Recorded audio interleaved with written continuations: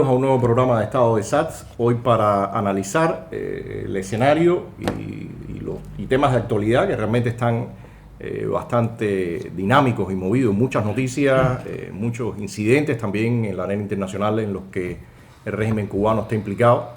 Y bueno, gracias Dimas, Boris y Fernando por el nuevo programa, por este programa. Y no sé quién de ustedes quiera comenzar, si empezamos por temas de actualidad al interior de la isla para ir concatenando con lo que está pasando a nivel regional e internacional. Yo creo que pudiéramos comenzar con unas palabras sobre el primer año de gestión del presidente designado, el cual, independientemente de las muchas visitas y de las muchas reuniones que ha sostenido, no ha sido, por los datos ofrecidos por el mismo gobierno cubano, muy fructífero que se diga.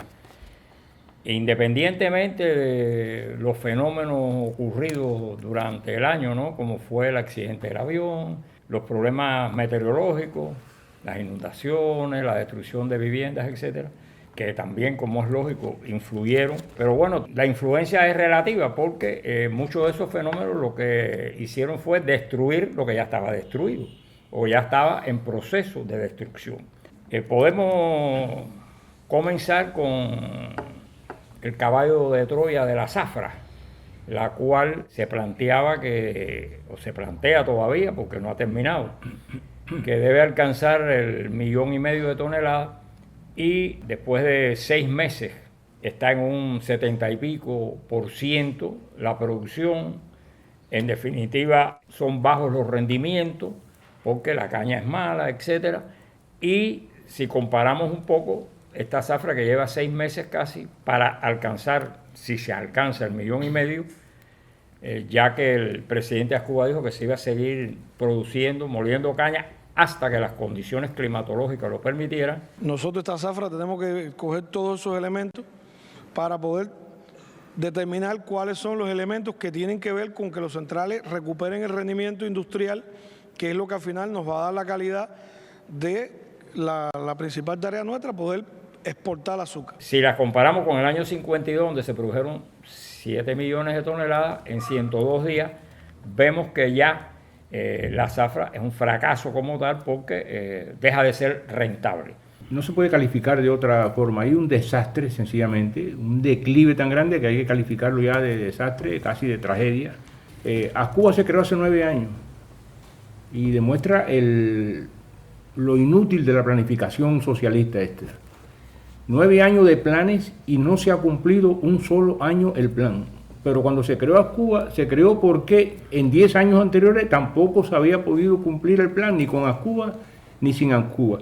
Y ahora al comenzar, el director de Cuba dijo que esta zafra debía empezar el 1 de noviembre y terminar el 10 de abril. Estamos en mayo y no se ha hablado de la terminación de la zafra. Hicieron 250.000 toneladas en la zafra chica, que terminó el 31 de diciembre, que fue un sobrecumplimiento, nunca se había logrado eso, y a los pocos días ya estaban reconstruyendo el plan porque no se iba a cumplir el plan. Y ese es el estado que explicaba. Eso es lo que ha pasado en todos los fenómenos económicos en Cuba.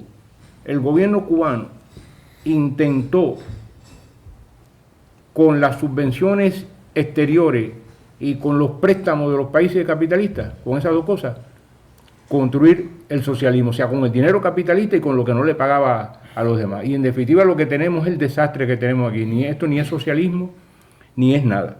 Al otro que me quería referir es al discurso que tiene un gran valor, las palabras del ministro de Economía en la última Asamblea Nacional, tiene un gran valor porque él explica cuáles son los fenómenos, las coyunturas, las situaciones difíciles que está enfrentando la economía. O sea que no hay confusión en esto, él lo reconoce. Él dice, por ejemplo, que en la primera etapa, para el plan hasta el 2030, que elaboraron, del 2019 al 21, dice, enfrentamos fuertes restricciones financieras, atraso en el pago de las deudas, no se consiguen los créditos necesarios, como está dispuesto, y eso afecta el suministro de productos, de materias primas que hacen falta para cumplir el plan.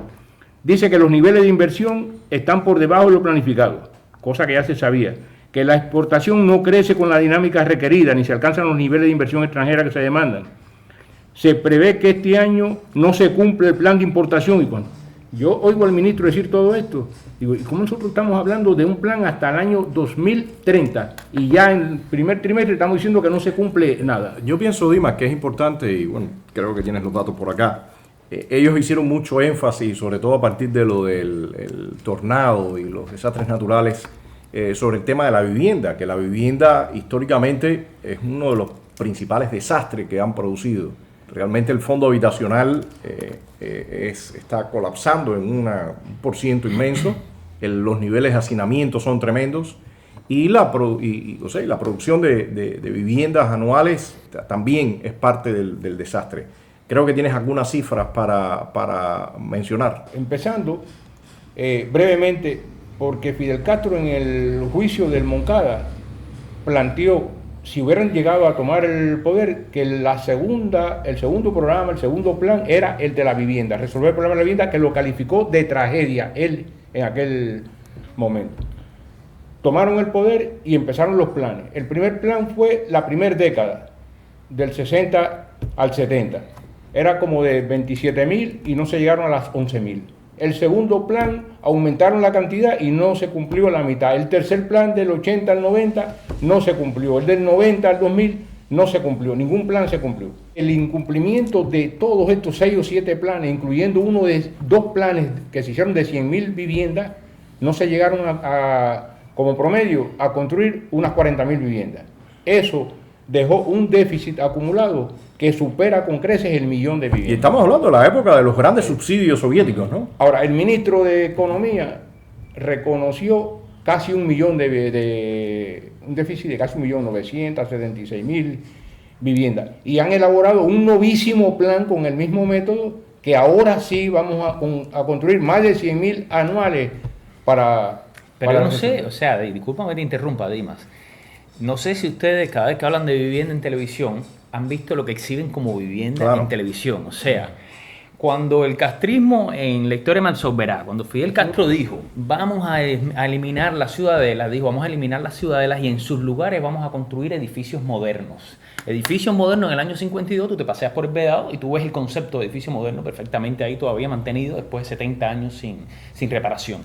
Cuando en la televisión cubana exhiben los lotes de vivienda que le están dando a las personas, no tienen ningún reparo en poner casas de madera, casas de tabla de palma, casas de techo de zinc, petrocasa, o sea, covacha de cualquier calidad. Locales comerciales que han picoteado y lo han convertido, según esto, en casas. Ah, no, eso. Porque esos son los que más abundan en los últimos Mira, tiempos. hay un elemento que hay una palabrita que se usa mucho, que es el módulo básico habitacional.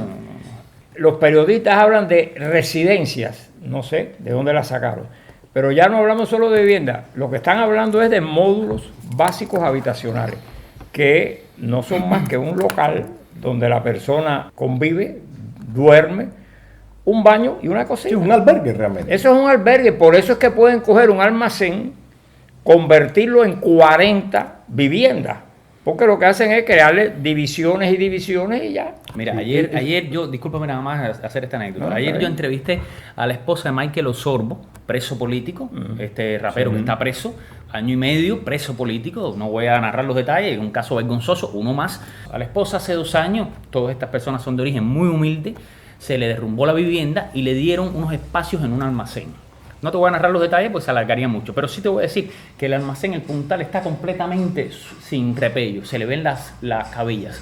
¿Tú sabes lo que puso? No sé si el gobierno o las personas que viven ahí, para evitar que esas piedras les caigan arriba, cerca pirles, como una especie de falso techo de cerca pirles. Eso es lo que el gobierno le dio a unas personas que se les derrumbó la casa, o sea, una cosa que está a punto de derrumbarse nuevamente. Y en ese almacén, entonces ellos han hecho como unos muros que no tienen ventanas, las ventanas están tapiadas, además no necesitan ventanas porque es dentro de un almacén, pero las ventanas están, los espacios de ventanas están tapiados y esas son las casas que les dio el gobierno a estas personas por el derrumbe. Sí, es decir, la diferencia entre una residencia, una vivienda y un módulo básico o estos espacios prácticamente colectivos, lo que hacen es que multiplican el grado de la tragedia. Pero el hecho es que arrancan con un plan de más de 100.000 anuales, se hace el primer corte ahora en el primer trimestre y el plan en 3 meses, que debía andar por el 20 y pico %, está al 8%. O sea, yo había escrito un artículo donde dije, eso no se va a cumplir, porque nunca se cumplió, ni se va a resolver en 10 años, suponiendo que el gobierno fuera capaz de construir la mitad, o sea, 50.000 anuales, cosa que no ha podido hacer desde 59 para acá, pues eso duraría 20 años la solución del problema. Claro. Y si se unen a eso los fenómenos atmosféricos, el crecimiento demográfico, entonces requiere de medio siglo a ese ritmo de 50.000. O sea que no van a hacer nada, vamos por el 8%. Sí, sí. Y sobre todo nosotros tenemos que aspirar en el menor tiempo posible a que no nos quedemos con las 6.000 viviendas por año. Nosotros aquí de inmediato tenemos que llegar a más de 10.000 viviendas por año, como mínimo cada municipio tenga la capacidad de producir los materiales de construcción de una vivienda diaria. La Contralora de la República hizo recientemente, en el mes de abril, un informe sobre las auditorías que ella realizó a las empresas estatales. E hizo una comparación muy interesante. Ella planteó que en el año 2017 habían trabajado con 361 empresas estatales y esas empresas estatales habían tenido un 69% de calificación de mal y de regular. Y que esta situación había implicado una pérdida de 1.057.000 pesos CUC-CUP, porque es 1-1, al Estado. Y trae a colación lo que sucedió en el año 2018. Y ella plantea que en el año 2018 auditó 402 empresas estatales para un 63% de entre mal y regular, y que la pérdida había sido de 2.000 millones de pesos. O sea, el doble del año 17. O sea, si usted ha tomado una serie de medidas durante el año 18, ¿cómo es posible que sigan deficientes todas las empresas estatales y que la pérdida se haya duplicado inclusive? Eso es dato oficial de la Contralora de la República. A mí lo que me llama la atención, y tú lo mencionabas, Fernando, es que cuando ellos están mencionando y dando esta información, cuando se refieren a cuáles son los problemas que hay detrás, no se refieren a los problemas, por ejemplo, por supuesto, de la tiranía o la dictadura que hay allá, no lo van a hacer, evidentemente, pero ni siquiera se están refiriendo a los problemas del sistema estructuralmente, como está concebido, sino se están refiriendo a que debido a los mandos medios, a la incapacidad de los mandos medios, es que se está dando esta inoperatividad de las empresas. O sea, ¿qué hay detrás de ese discurso? Y es mi pregunta. O sea, ¿están pensando en algún momento tratar ahora, frente a este panorama, y ya entramos en breve en todo esto de la Helburton y las sanciones, están pensando frente a este panorama tan gris que ya tienen arriba, hacer algún tipo de transformaciones para intentar sobrevivir? Se está hablando del fracaso de la empresa estatal, porque con esos datos estás demostrando que la empresa estatal es un fracaso. Sin embargo, siguen apostando por la empresa estatal y ahora se ha creado un escalón más, que es la Organización Superior de Dirección Empresarial. O sea, antes las empresas estaban subordinadas al ministerio. Ellos le quitaron la subordinación administrativa. Es correcto, el ministerio no tiene por qué administrar empresas. Aquí ningún ministerio durante la República administró ninguna empresa. Los ministerios trazaban la política y después las empresas que eran particulares, eran privadas, de acuerdo a esa política actuaban, pero nunca estuvo subordinado a ningún ministerio, ninguna empresa, ningún central, ninguna fábrica. Bueno, esto estaba subordinado erróneamente a los ministerios. Se supone que le ibas a dar autonomía. O sea, vamos a dejar las empresas que tengan autonomía y que dirijan sus unidades empresariales de base, o sea, que son los talleres y las fábricas. No, me habías creado otro escalón intermedio, como dicen muchos economistas, un nanoministerio. O sea, ahora el ministerio dirige la Organización Superior de Dirección Empresarial, la organización dirige la empresa y la empresa dirige el taller. O sea, ahora hay 4 escalones. Y nadie produce. Y nadie produce. Entonces, ¿qué pasa? En lugar de darle autonomía a esta empresa, que es lo que pide todo el mundo, que tiene 2 dedos de frente, lo que hace es cerrar más a la empresa. Y tenemos gente especialista en inventar más resoluciones, más pasos a un proceso, más líos para hacer más papeles. Miren, nosotros lo único que tenemos que controlar es lo que es necesariamente oportuno y necesario para que los procesos estén coherentes, porque con esto no estamos llamando al desorden. Lo que pasa es que mientras más inventemos y menos controlemos, no resolvemos nada. Y por otro lado, le estás exigiendo a las empresas estatales, que se supone, según el presidente, que es la fuerza económica que va a resolver la crisis del país, que tiene que exportar. Y resulta que ninguna de estas empresas tiene facultad legal para exportar. O sea, esa facultad se la tiene que dar el Consejo de Ministros, porque ella no está autorizada a exportar. Pero además, los suministros se lo asignan por plan. Lo que tienen que producir se lo asignan por plan. La mejora de la instalación industrial es por plan, es por un plan. Los salarios es por plan. O sea, la empresa está atada de pies y manos. Sí, claro. Entonces, ¿cómo tú le vas a pedir que exporte si tú no has creado los mecanismos para que ella tenga autonomía para exportar? O sea, volvemos a caer que por un lado tú dices, bueno, parece que van a aflojar, ¿no? Y por otro lado sigues apretando y sigues cerrando. Otro ejemplo con esto es con la agricultura, Fernando. Cuando Raúl Castro toma el poder, empieza un poco a tratar de diversificar la producción y la comercialización agropecuaria. Y cuando empezó otra vez a revertir sus medidas, rescató una empresa que todo el mundo sabe, no que es una empresa que no es rentable, no, que todo el mundo sabe que es una empresa que es la causa de que en Cuba se pase hambre, o una de las causas de que en Cuba se pase hambre, que es Acopio. Y entonces le hicieron un logo nuevo a Acopio, le compraron 30 camiones, 2 o 3 regulaciones nuevas, 10.000 cajas y da el Acopio para allá. Y ya la misma prensa oficial ha sacado la pudrición de los mangos. Si no es en el campo de mango, es en el trasiego de los mangos, es delante de la fábrica. O sea, Acopio es un engendro responsable, entre otros, de que en Cuba se pase hambre, ¿no? Y ahora el ministro de Agricultura, en el informe que hizo últimamente, plantea que ahora se va a resolver el problema de Acopio, porque Acopio pasa a ser una organización superior de dirección empresarial y va a tener delegaciones en todas las provincias y en todos los municipios. Más burocracia. Pero si eso no ha funcionado, es más burocracia. Los productos se alejan más del consumidor por ese mecanismo erróneo totalmente, arbitrario. Ojalá, y la pregunta que tú hacías de si el gobierno irá a hacer algo ahora en estas condiciones, ojalá, pero no hay señales claras ninguna de que lo vaya a hacer. Pero objetivamente está contra las cuerdas. No. Objetivamente no tiene en este momento ningún otro padrino, no tiene nadie de que le vaya a dar una tabla de salvamento, y ya ahora mismo entramos en el tema de las Burton y Venezuela y todo esto, pero internamente está contra la pared. Sí, lo que está claro, quería decir antes de entrar en ese punto, es los países viven en una relación internacional con otros países en su comercio y todo. Ningún país del mundo puede mantener una economía sin economía.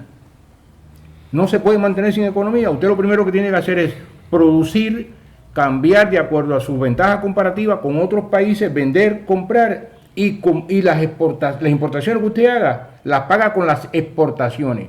Pero si usted no produce, no exporta. Si no exporta, no puede importar. Entonces es un sistema diseñado para que otro lo mantenga.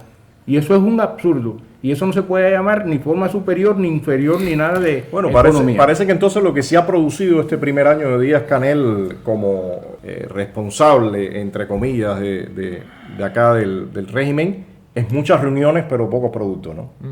Generando una expectativa que evidentemente eso siempre tiene un resultado político, porque tú le estás vendiendo a las personas de que de alguna forma este individuo es operacional, es ejecutivo, pide respuestas, pero cuando vemos una y otra y 2 y 3 y 4 y 10 y 20 reuniones, e incluso ya las últimas son para reconocer que lo que planteaste en un primer momento no funciona, bueno, pues la gente va a decir de qué sirve todo esto. Y yo creo que es lo que ya viene pasando. Me parece que la paciencia del cubano es cada vez más corta y pide más rápido respuestas, ¿no? Y por lo que te decía ahorita, eso no depende ni de Raúl Castro, ni de Díaz-Canel, ni de los que sustituyan a Díaz-Canel. Oye, pero Dima, no nos los ponga... No, porque es un problema que lo que hay que cambiar es el modelo. Usted puede seguir cambiando hombre y figura, pero si no cambia el modelo, que está fracasado. En Cuba y en la historia de la humanidad, no es que en Cuba está fracasando. Lo único que está sirviendo, lo que estamos haciendo aquí en este país, es que va a ser el modelo de lo que no debe ser en ningún lugar más del... Pero ahora mi pregunta, aparece una ministra española diciendo o pidiendo un plan de pagos. Todos sabemos que hace apenas unos meses atrás se había condonado una parte de la deuda, se había reestructurado los pagos de la deuda y ya el régimen nuevamente está en impagos. Este es un resultado claro de que todo el trabajo que venían haciendo seguía con los mismos desastres y los mismos lastres. Pero ahora se suma sobre esa situación el tema de las sanciones. Las sanciones aplicadas como nunca habían sido aplicadas. Hay una campaña tremenda hacia el interior, en la televisión, en la prensa, en la radio, en espacios públicos, en contra de la ley Helburto que se aplica ahora. Pero evidentemente eso va a seguir, o sea, ya está, incluso han dicho que vendrán posiblemente más sanciones. Hace unos días yo escuchaba en una entrevista a Bolton diciendo que el plan de ellos para controlar lo que está pasando en Venezuela, que para ellos también lo atan a la actuación del régimen cubano, mediante las sanciones no es un plan a corto plazo, es un plan a mediano plazo, y que ellos saben que en unos meses, bueno, pues estos países van a tener una situación económica realmente difícil, donde ellos no van a tener los recursos para pagarle a todo su cuerpo represivo y a toda su infraestructura. O sea, en este escenario, ¿cómo ven ustedes el futuro? Porque definitivamente todas estas sanciones van a empezar a tener mucho más efecto. El turismo, por ejemplo, que es uno de los puntos, no sé hasta qué nivel las empresas de cruceros, las hoteleras, o sea, cómo van a manejar este tema de la ley Helburto, que ya está evidentemente caminando, ¿no? Sobre todo el capítulo 3. Son dos cosas distintas, la de los pagos a los empresarios cubanos que están en Cuba y los pagos de la deuda que Cuba renegoció con el Club de París y esos acreedores, ¿no? Yo creo que esto que están ahora reclamando ellos es que Cuba no le paga a los empresarios españoles que están aquí en este momento, hace muchos años.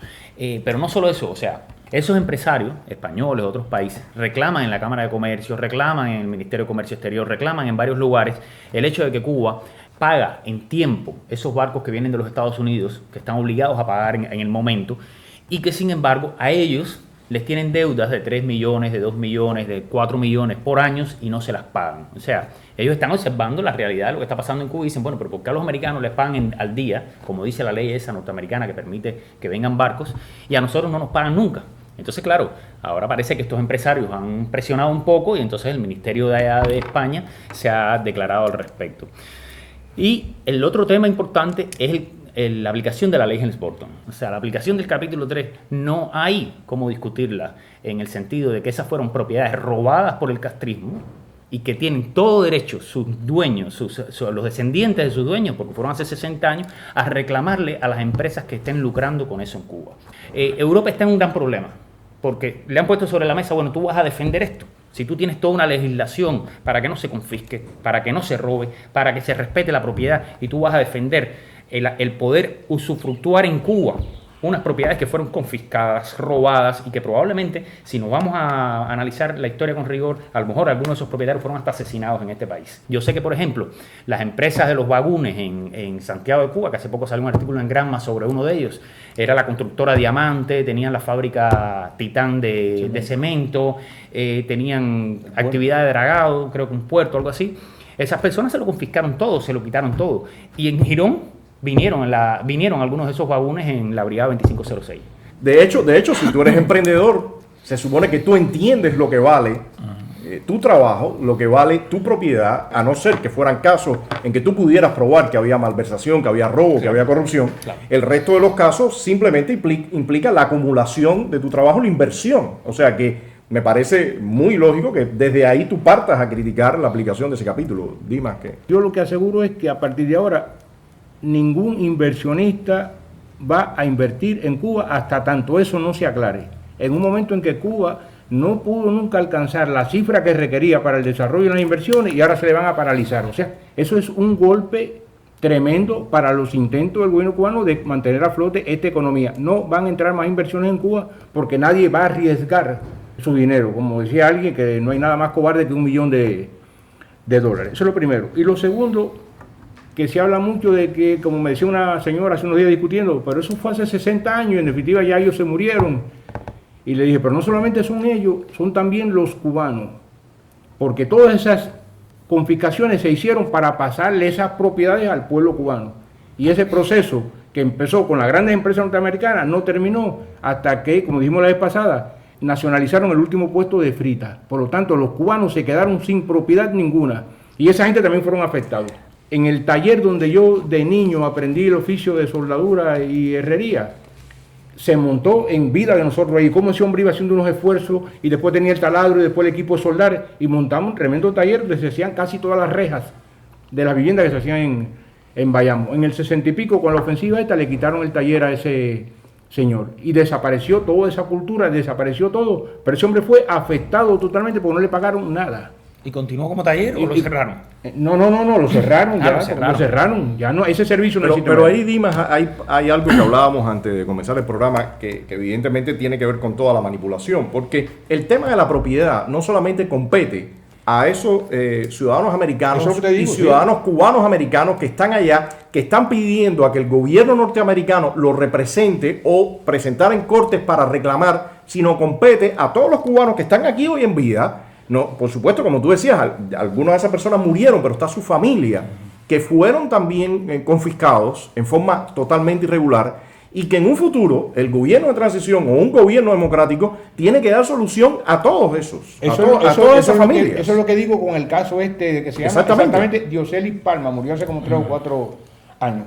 Este señor, la última vez que lo visité, tengo las últimas fotos de él conmigo ahí en su casa, estaba, porque un hombre muy creativo, con 90 años ya, inventando una nueva máquina de soldar, porque él tenía la esperanza de que todo esto cambiara y volver a montar su taller. Murió con esa esperanza. Imagínese usted. El inversionista que está aquí en Cuba, extranjero, sean españoles o canadienses o el que sea, pues está preocupado, como es lógico. Y no solo porque no le pagan, porque esto de que no le pagan ya es una cadena que viene de años. Aquí normalmente el inversionista extranjero que está sentado en Cuba es chantajeado, es la palabra, por el gobierno. Hay una lista, me imagino que esa sea la que quiera renovar la ministra española, hay un listado con un orden de prioridad y descaradamente, porque conozco casos de inversionistas, al inversionista se le plantea, bueno, nosotros te debemos $2 millones y tú estás en el lugar 20 en la lista. O sea, quiere decir que puede tocarte dentro de un año, etcétera. Pero si tú traes tales y tales productos que son deficitarios o tales contenedores, nosotros te podemos adelantar en la lista. Entonces esta persona invierte 500,000, 1 millón más en traer productos, o sea, la deuda entonces suma a 3 millones y entonces yo te subo en el escalafón. Del 20 te pongo en el lugar 10. Conozco, porque lo he conversado con personas que se han ido inclusive de Cuba y han perdido el dinero. Yo me voy porque yo no puedo seguir. Casos de eso. Porque es un chantaje. Yo conozco una persona que cayó 3 veces en la trampa y a la tercera dijo, me retiro, pierdo lo que tengo porque yo no puedo seguir porque estoy empeñada en el caso cubano. Yo cobro 1 millón y tengo 2 millones colgando, no puedo. Sin embargo, que la prensa independiente siempre ¿cómo se dice? Sorprende, ¿no? Es la falta de testimonios de estas personas alrededor de lo que les pasa en Cuba. No, porque Boris siempre tienen la esperanza, y es parte de la manipulación de ellos, de que si te portas bien, es como puedes de alguna forma recuperar algo. Pasan 10 años y todavía la gente no da el testimonio. Y así tenemos a Max Marambio, y así tenemos a los Yacubian y Tomajian que están en Canadá. O sea, que sería tan importante que a la prensa ellos le declararan exactamente cómo era el trabajo, pero claro, como todo era corrupción, ellos mismos no quieren dar las pistas de todo lo que hicieron aquí durante 20 años. El asunto que yo veo acá es que en el escenario que estábamos describiendo, de los fracasos que ya vienen acumulándose, de la situación desastrosa que en algunos casos son completamente insalvables, adicionar todas estas nuevas sanciones, con la visión que tiene la actual administración de que estas sanciones son acumulativas y que van a seguir y van a seguir. Me parece que realmente la perspectiva es bastante negativa. Yo sí pienso que en algún momento van a tener que jugar, van a tener que dar algunos pasos, aunque no deseen, Pero mi opinión es que ya es demasiado tarde para frenar esa caída casi libre en la que estamos viviendo. Yo pienso que esto se cerró prácticamente desde el punto de vista económico. Si la Unión Soviética le dio a Cuba unos 67 mil millones de dólares, que es más de 3 veces de lo que Estados Unidos dio con la Alianza para el Progreso para toda América Latina, y esos países avanzaron un poco, y Cuba tenía la peor productividad en todos los productos agrícolas, teniendo riego, teniendo de todo con aquel dinero. Si con eso no se hizo nada, ahora la economía retrocede, no entran inversiones y sobre eso vienen estas medidas nuevas. Sencillamente eso no tiene salida. Se limitan las remesas, que es una entrada de dinero líquido, limpio aquí. Limita el turismo, porque el turismo norteamericano está afectado, aunque se diga que no, está afectado. Y se van a reevaluar las licencias, ¿no? Las licencias, todo eso. Como si cuando contamos con esa enorme entrada de divisas regalada al país no hicimos nada, ¿cómo ahora lo vamos a hacer? Cuando se trata ahora de un pueblo ya desencantado, en aquella época todos seguíamos esto y estamos dispuestos a luchar que se hará. Ese no es el pueblo cubano de hoy, ni esa es la conciencia que está tomando el pueblo cubano de hoy, por las redes sociales, por muchos factores. Ya esto es otro escenario, sencillamente eso no tiene salida. Sería una gran cosa que el gobierno cubano tomara conciencia finalmente de esto y aunque sea tardíamente, tome el camino que tiene que tomar.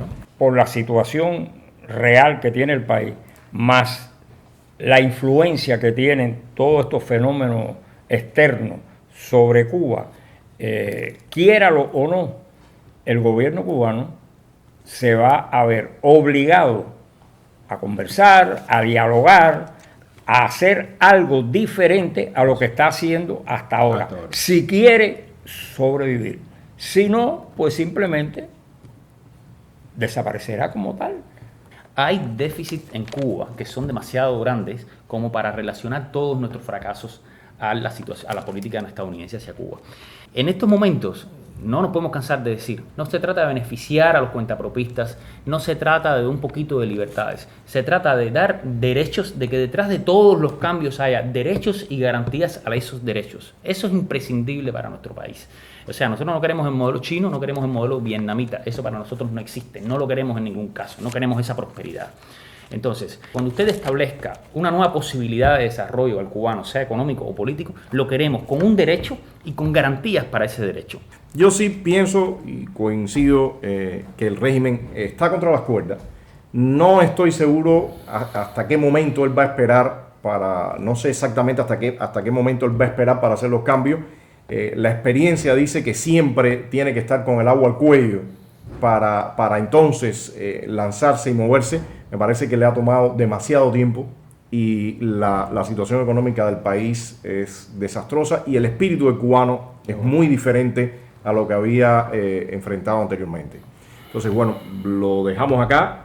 Los invitamos a ver el próximo programa. Realmente los temas están y la política, tanto al interior como al exterior, está bastante movida y dinámica. Así que esperemos que en un próximo programa podamos hablar sobre estos temas y vamos a ver qué otros puntos integramos al debate. Bueno, gracias y nos vemos en el próximo programa. Gracias a ti, Antonio.